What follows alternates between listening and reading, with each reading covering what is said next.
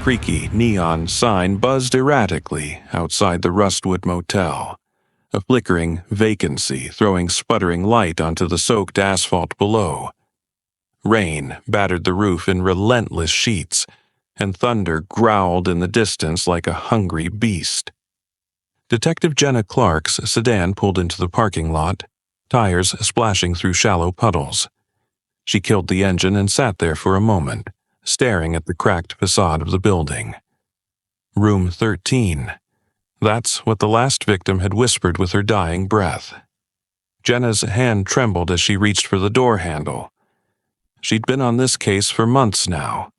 Missing persons, all last seen in or near this god-forsaken motel.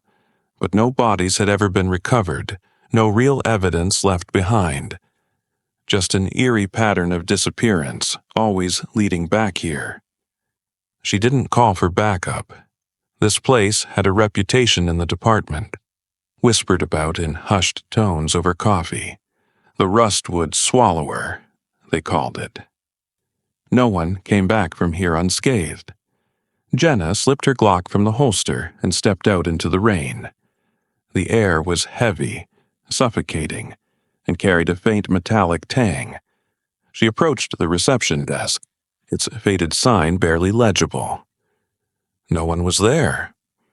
A cracked bell sat atop the counter, smeared with greasy fingerprints. She didn't ring it. Instead, her eyes were drawn to the register book, open and untouched. Scrawled on its pages, in jagged, almost frantic handwriting, was a single room number repeated over and over. 13, 13, 13. A shiver crawled up her spine, but she gritted her teeth and turned toward the hallway. Her boots squeaked against the warped floorboards as she walked past closed doors, each numbered. Room 8, Room 9, Room 10. With every step, the air grew colder, more oppressive. By the time she reached Room 13, her breath was visible in the dim light. The door was slightly ajar, revealing only darkness beyond. Jenna hesitated, gripping her gun tightly. She nudged the door open with her foot, the hinges screaming in protest. Inside, the room was bare. No bed, no furniture, just cracked, peeling walls and a single bare bulb swaying from the ceiling. But as the door clicked shut behind her, she noticed something else. The air was alive. A low hum vibrated through the walls, setting her teeth on edge. She raised her flashlight, its beam cutting through the gloom, and saw the first symbol carved into the wall. A circle, broken by jagged lines. It dripped with something dark and wet, too fresh to be old. What the hell? The hum grew louder, more insistent, and suddenly the walls began to shift. Jenna stumbled backward, heart hammering as the room elongated, twisted. The door she had entered was gone, replaced by an endless corridor. Each step echoed unnaturally, as if the space were swallowing sound itself. "Who's there?" Jenna called, her voice hoarse. A guttural laugh answered her, low and cruel. "You came to see, didn't you?" She spun around, aiming her flashlight wildly, but the source of the voice eluded her. The corridor stretched in both directions, narrowing as it went, the walls pulsing like a living thing. A metallic, scraping sound approached from the shadows. Jenna's hand tightened on her weapon as she backed away.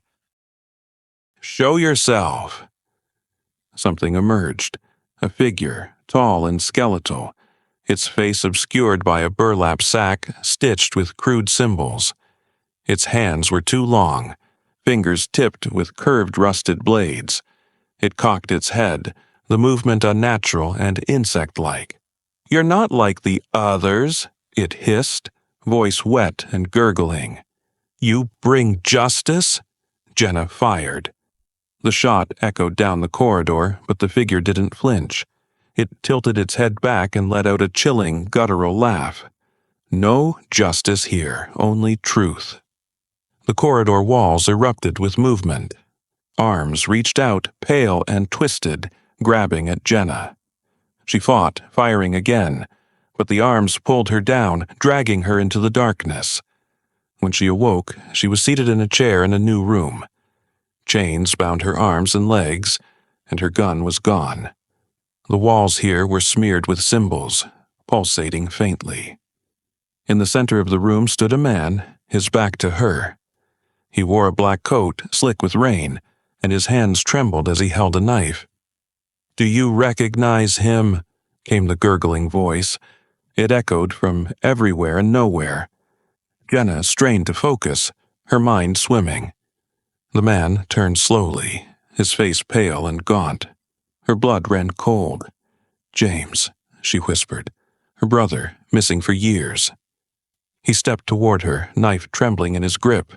His eyes were sunken, dark, like twin voids. "I didn't want to," he croaked, voice cracking. "But it makes you. It's the only way out."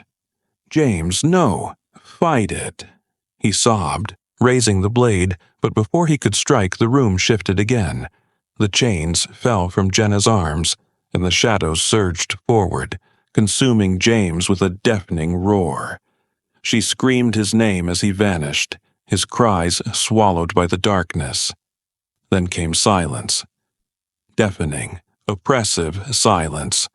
The voice returned, softer now. "You sought justice, but what of your own sins?"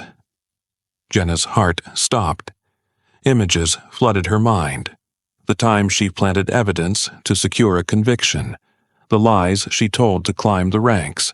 The innocence she ignored in her pursuit of glory. Each memory stabbed at her, leaving her breathless. "This place isn't for the innocent," the voice sneered. "It's for witnesses, to see the truth, to feel the weight." The walls began to close in, the symbols glowing brighter. Jenna screamed, clawing at the door that wasn't there, her nails splintering against the unyielding surface. She begged, pleaded for mercy, but none came. The Rustwood Motel was silent the next morning. Room 13 was empty, save for a single chair and the faint echo of a woman's scream lingering in the air. The motel register remained open. A new name scrawled in jagged handwriting: Jenna Clarke.